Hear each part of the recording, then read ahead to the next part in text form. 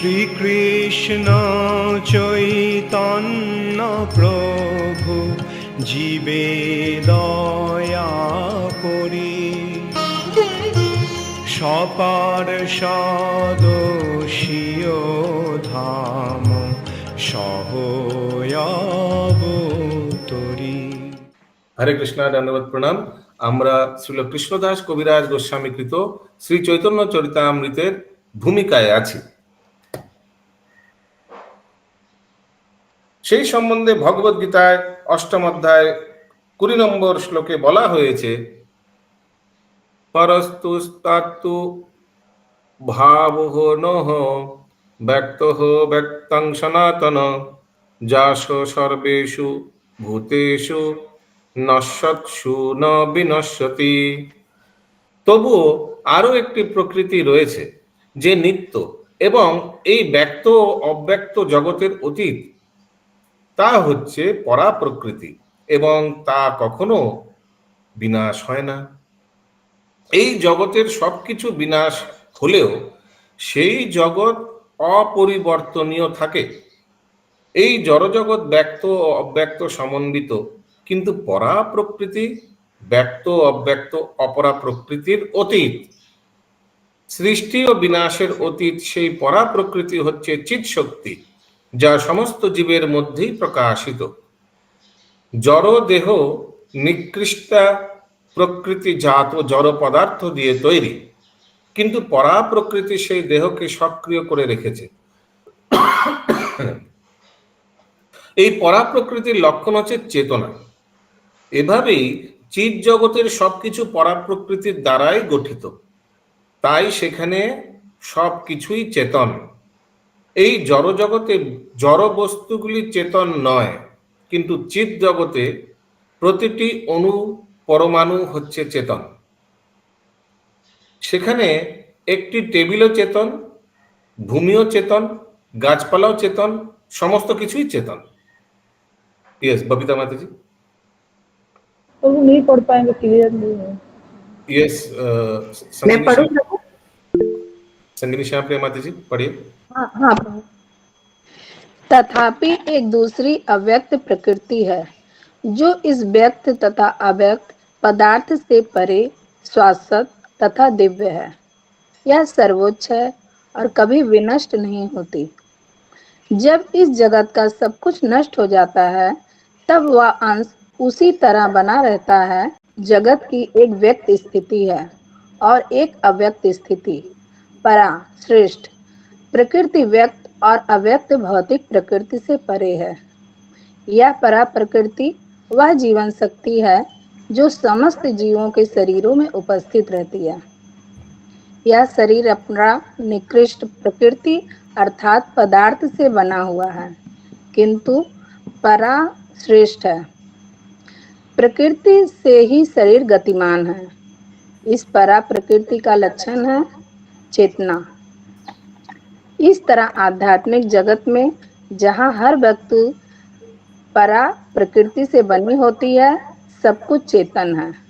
भौतिक जगत में जड़ पदार्थ चेतन नहीं होते, किंतु आध्यात्मिक जगत में कोई भी वस्तु जड़ नहीं है। वहाँ की मेज भी चेतन है, धरती भी चेतन है, वृक्ष भी चेतन है, सभी चेतन है। हरे कृष्ण।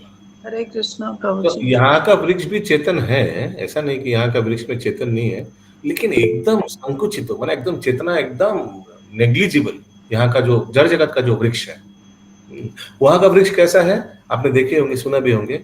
भगवान बैठे हुए हैं, कृष्ण बलराम, ऐसे करके एक वृक्ष ऐसे करके लता आकर भगवान के सामने एक तो सेब ले दिया, समझ रहे हो? एक लता पता ऐसे करके भगवान के सामने आकर ये लीजिए ब्रेकफास्ट, ऐसे करके यहाँ करेगा, यह कोई होगा? ऐसे नहीं होगा। इस राजीव प्रभु वो चैतन्य में आया था। चैतन्य महाप्रभु जब वृंदावन में गए थे तो लता पता झुक झुक के मतलब महाप्रभु को फल दे रहे थे और ये सब आया था। तो यहाँ तो नहीं होगा ये सब। यस कालिंदी सुविलासिनी माता जी। यस प्रभु, यहाँ पे ये लिखा है eternal, which is eternal is transcendental to this manifested and unmanifested क्या होगा प्रभु? Unmanifested which sentence is this? First sentence? Yes yes प्रभु फर्स्ट। তবুও আরো একটি প্রকৃতি রয়েছে যা নিত্য, यानी the spiritual the internal potency के बारे में बोल रहा है। তবুও আরো একটি প্রকৃতি রয়েছে which is नित्य, तो इंटरनल पोटेंसी इज परमानेंट, नित्य है। हाँ, बिकॉज ये एक्सटर्नल पोटेंसी तो प्रलय हो जाता है, खत्म हो जाता है, फिर से आता है, फिर जाता है, लेकिन इंटरनल पोटेंसी भगवान का वो तो नित्य है। এবং এই ব্যক্ত ও অব্যক্ত জগতের অতীত, ये मैनिफेस्टेड एंड अनमैनिफेस्टेड जो वर्ल्ड है इससे परे है इंटरनल पोटेंसी। वो तो भगवान का स्पिरिचुअल है, एकदम स्पिरिचुअल पोटेंसी है, भगवान का धाम का। प्रभु मैं ये अनमैनिफेस्टेड ही पूछ रही थी। या unmanifested, so this is manifested, whatever is in front of your eyes is manifested, whatever is not in front of your eyes is unmanifested, व्यक्त एंड अव्यक्त। Like Prabhu unmanifested। Okay, the other planets of this material world Okay, is unmanifested. Can you see? Can I see? No. Okay, got it। Okay. Yes, Hiranmaya Gauranga प्रभु। हरे कृष्ण प्रभु जी, जैसे कि जड़ जगत कभी अभी प्रकट है माने मैनिफेस्ट है, और जब ध्वंस का प्रलय के बाद कुछ रहेगा नहीं, उस टाइम में अनमैनिफेस्टेड। अनमैनिफेस्टेड भगवान के शरीर के अंदर। Very nice. यस, हिंदी में पढ़िए कलिंदी सुविलासिनी माता जी। यह है हिंदी। No, ये प्रभु। संगिनी श्याम माता जी, आपका बुक कहाँ है? हाँ तो उतारना है।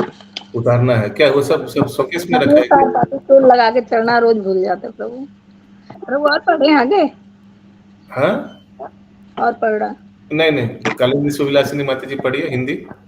प्रभु हिंदी नहीं है, मैं उससे देख के पढ़ सकती हूँ। पढ़िए। प्रभु लेकिन आप बंगाली में तो नहीं पढ़े नेक्स्ट पैराग्राफ? उसीलिए तो मैं रुक गई। জড়জগৎ থেকে কত দূর পর্যন্ত বিস্তৃত তা আমাদের পক্ষে কল্পনা করা সম্ভব নয়। এই জড়জগতে সবকিছুই গণনা করা হয় কল্পনার দ্বারা অথবা কোনো ত্রুটিযুক্ত প্রক্রিয়ার দ্বারা, কিন্তু বৈদিক সাহিত্যে জড়াতীত জগতের সমস্ত তথ্য প্রদান করা হয়েছে।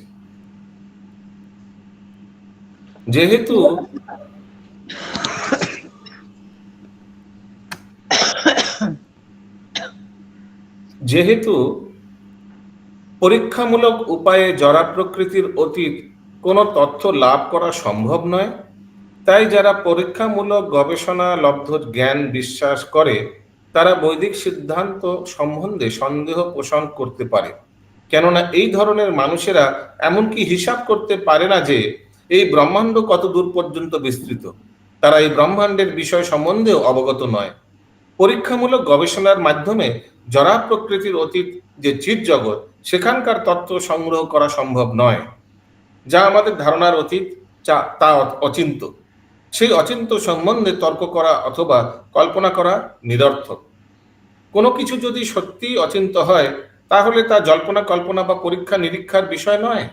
আমাদের শক্তি ও ইন্দ্রিয়ের কার্যকলাপ সীমিত, তাই সেই অচিন্ত বস্তুর বিষয় জানার জন্য আমাদের বৈদিক সিদ্ধান্তের উপর নির্ভর করতে হবে। পরা প্রকৃতি সম্বন্ধীয় জ্ঞান নিঃসংশয়ে গ্রহণ করতে হয়।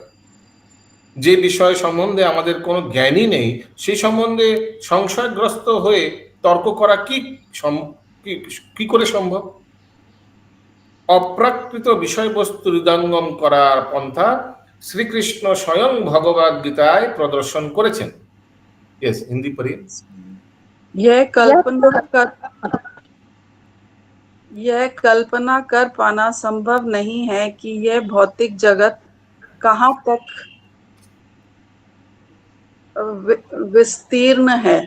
भौतिक जगत में हर वस्तु की गणना कल्पना या किसी अपूर्ण विधि में की जाती है, किंतु वैदिक साहित्य भौतिक जगत से परे क्या है उसे विषय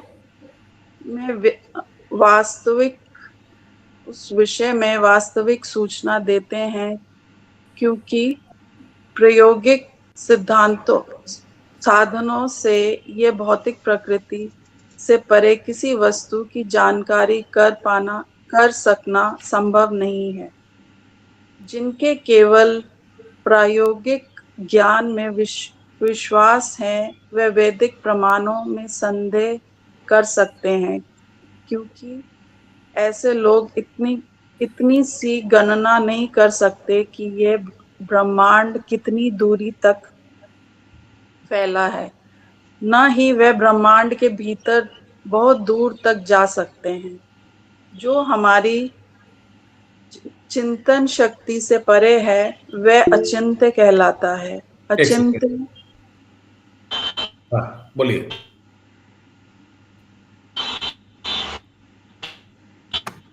এইভাবে টাইম ওয়েস্ট করা। अचिंत्य के विषय में तर्क या चिंतन करना व्यर्थ है। यदि एक सेकंड रुक जाइए, तो म्यूट भी नहीं कर पा रहा हूँ। सरोज कृष्ण माता जी म्यूट कीजिए।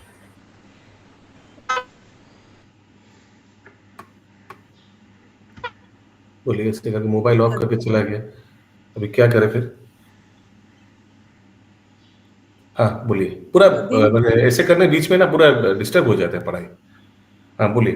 यदि कोई वस्तु सचमुच अचिंत्य है तो उसके बारे में चिंतन या प्रयोग नहीं किया जा सकता। हमारी शक्ति सीमित है और हमारा माता जी थोड़ा ऊपर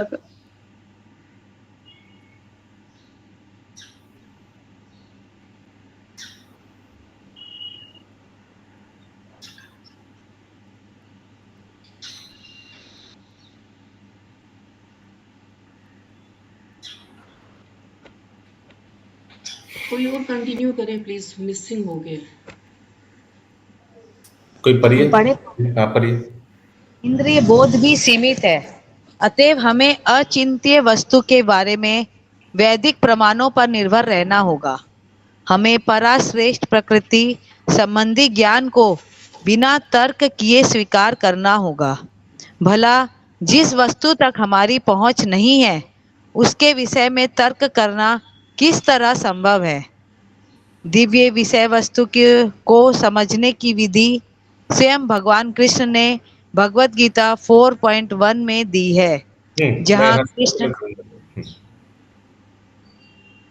শ্রীকৃষ্ণ ভগবত গীতায় 4th অধ্যায় শুরুতে অর্জুনকে বলেছেন, ইমং বিবস্বতে যোগং প্রক্তবানহমব্যয়ম বিবস্বান মানবে প্রহ মনোরিক্ষাক অব্রবীত।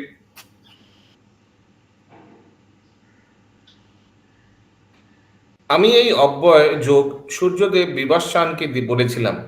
বিবস্বান তার মানব জাতির পিতা মনুকে বলেছেন এবং মনু তা ইক্ষ্বাকুকে বলেছিলেন। গীতা 4th অধ্যায়ের 1ম শ্লোক। এটি হচ্ছে পরম্পরার পন্থা। তেমনি শ্রীমদ্ ভাগবতে বলা হয়েছে যে শ্রীকৃষ্ণ এই ব্রহ্মাণ্ডের প্রথম সৃষ্ট জীব। ব্রহ্মার হৃদয়ে এই জ্ঞান প্রদান করেছিলেন। ব্রহ্মা তা তার শিষ্য নারদকে দান করেন।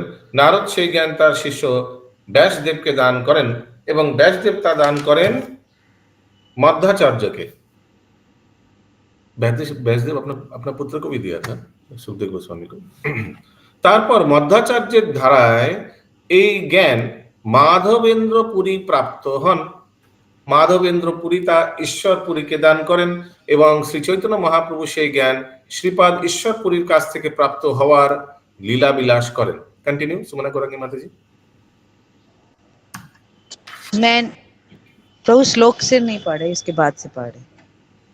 मैंने योग के इस अविनाशी ज्ञान का उपदेश सूर्य देव विवस्वान को दिया और विवस्वान ने मनुष्य जाति के पिता मनु को दिया।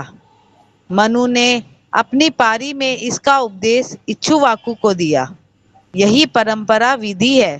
इसी तरह श्रीमद् भागवत का वर्णन है कि कृष्ण ने ब्रह्मांड के प्रथम जीव ब्रह्मा के हृदय में ज्ञान प्रदान किया। ब्रह्मा ने वह उपदेश अपने शिष्य नारद को दिया। नारद ने उसे अपने शिष्य व्यासदेव को दिया। व्यासदेव ने इसे माधवाचार्य को दिया और मध्वाचार्य को दिया और मध्वाचार्य ने यह ज्ञान माधवेंद्र पुरी को मिला। उनसे ईश्वर पुरी को और ईश्वर पुरी से चैतन्य महाप्रभु को मिला। কেউ হয়তো প্রশ্ন করতে পারে, শ্রী চৈতন্য মহাপ্রভু যদি স্বয়ং শ্রীকৃষ্ণ হন, তাহলে তার গুরু গ্রহণ করার কি প্রয়োজন? তার অবশ্যই গুরু গ্রহণ করা প্রয়োজন নেই, কিন্তু যেহেতু তিনি আচার্য রূপে, যিনি আচরণ করার মাধ্যমে শিক্ষা দান করেন, লীলাবিলাস করেছিলেন, তাই তিনি গুরু গ্রহণ করেন। এমনকি শ্রীকৃষ্ণ গুরু গ্রহণ করেছিলেন, কেননা সেটি হচ্ছে দিব্যজ্ঞান লাভের পন্থা। এভাবেই পরমেশ্বর ভগবান মানুষের কাছে আদর্শ দৃষ্টান্ত তুলে ধরেন। তবে আমরা কখনো মনে করা উচিত নয় যে ভগবান জ্ঞানের অভাব ছিল বলে তিনি গুরু গ্রহণ করেছেন। এইভাবেই গুরু গ্রহণ করার মাধ্যমে তিনি কেবল পরম্পরা ধারার সদ্গুরু গ্রহণ করার প্রয়োজনীয়তার উপর গুরুত্ব প্রকাশ করেছেন। এইভাবেই পরম্পরার ধারায় যে দিব্যজ্ঞান প্রকাশিত হয়েছে তা প্রকৃতপক্ষে আসছে পরমেশ্বর ভগবান থেকে, এবং সেই জ্ঞান যদি অবিকৃত থাকে তাহলে তা পূর্ণ। এই জ্ঞান যিনি প্রথমে দান করেছিলেন সেই আদি পুরুষের সঙ্গে আমাদের সাক্ষাৎ সংযোগ না থাকলেও গুরু শিষ্য পরম্পরার ধারায় আমরা সেই একই জ্ঞান লাভ করতে পারি। শ্রীমদ্ ভাগবতে বর্ণনা করা হয়েছে যে পরম তত্ত্ব পরমেশ্বর ভগবান শ্রীকৃষ্ণ ব্রহ্মার হৃদয়ে এই দিব্য জ্ঞান সঞ্চার করেছিলেন। তবে এটি জ্ঞান প্রাপ্ত হওয়ার একটি পন্থা যা হৃদয়ে মাধ্যমে লাভ করা যায়। এভাবেই জ্ঞান লাভের দুটি পন্থা আছে। আরো একটি হচ্ছে সমস্ত জীবের হৃদয়ে পরমাত্মা রূপে বিরাজমান পরমেশ্বর ভগবান উপর নির্ভরশীল হওয়া, এবং অন্যটি হচ্ছে শ্রীকৃষ্ণের প্রকাশ श्री गुरुदेव ऊपर निर्भरशील हुआ। ओके, दो प्रकार है ज्ञान लाभ करने का। एक परमात्मा पे निर्भरशील होने का कि भगवान का कृपा करेगा ज्ञान आ जाएगा, जैसे ब्रह्मा जी का आ गया था, और दूसरा गुरुदेव से श्रवण करके। এভাবেই শ্রীকৃষ্ণ বাইরে থেকে এবং অন্তর থেকে এই জ্ঞান প্রদান করেন, আমাদের কেবল তা গ্রহণ করতে হবে। এইভাবেই যদি জ্ঞান লাভ করা যায় তখন তা অচিন্ত কি চিন্ত সেটি আর বিচার করার প্রয়োজন নেই। सुमन करेंगे माता जी। कोई पूछ सकता है कि यदि चैतन्य महाप्रभु स्वयं कृष्ण है तो फिर उन्हें गुरु की आवश्यकता क्यों हुई? निसंदेह उन्हें गुरु की आवश्यकता नहीं थी, किंतु वे आचार्य उदाहरण देकर शिक्षा देने वाले की भूमिका निभा रहे थे। अतएव उन्होंने गुरु स्वीकार किया। यहाँ तक कि स्वयं कृष्ण ने गुरु स्वीकार किया था, क्योंकि यही पद्धति है।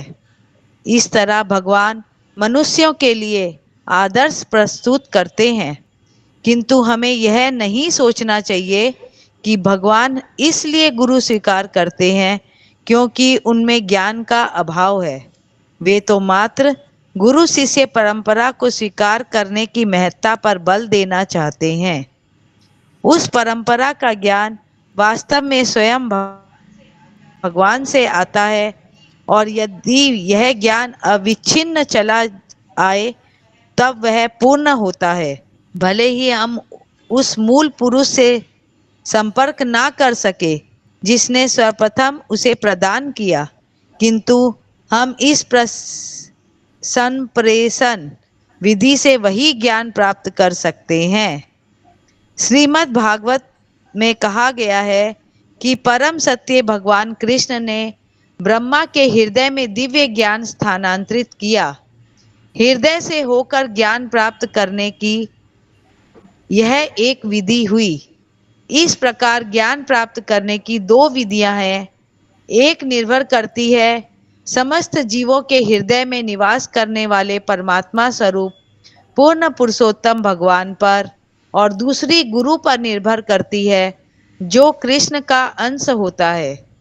इस तरह कृष्ण बाहर से तथा भीतर से दोनों ही तरह से सूचना प्रदान करते हैं। हमें उसे केवल ग्रहण करना होता है। यदि ज्ञान को इस तरह से प्राप्त किया जाता है तो फिर वह चाहे अचिंत्य हो या ना हो, इससे कोई अंतर नहीं पड़ता। लास्ट पैराग्राफ आज का, थोड़ा काहुत पेन रेडी रखिए प्लीज।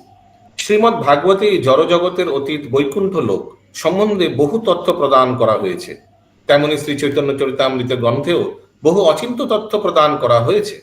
পরীক্ষামূলক গবেষণার মাধ্যমে এই জ্ঞান লাভের প্রচেষ্টা ব্যর্থ পর্যবসিত হয়, তা কেবল যথাযথভাবে গ্রহণ করতে হয়। বৈদিক শাস্ত্র মতে সর্বশ্রেষ্ঠ প্রমাণ হচ্ছে শব্দ প্রমাণ। বেদ উপলব্ধির জন্য শব্দ হচ্ছে অত্যন্ত গুরুত্বপূর্ণ, কেননা তা শুদ্ধ, সে কথা প্রামাণ্য অনুসারে স্বীকৃত।